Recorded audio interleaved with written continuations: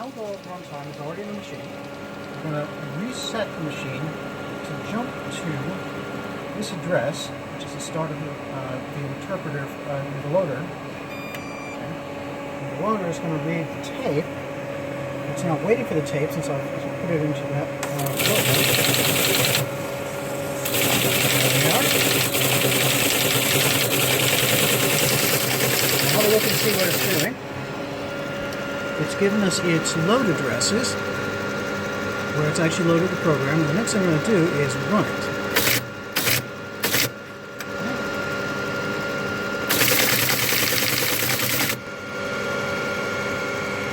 So it's all processing away. Don't really see anything flickering, but that's it's busily eating up the numbers.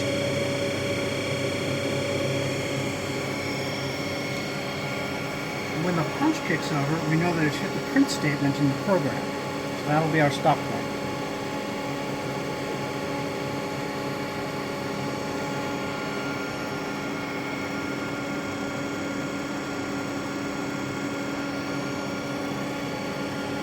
So basically a tight loop, so the engineering speakers making a very repetitive sound. How long did this take before? About a minute, wasn't it?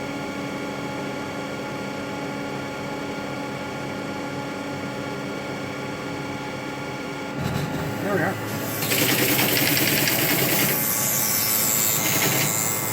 Okay, and so that's the end of the program. Except, to see the readout, we're going to need to put that in here to get it to print out its readout.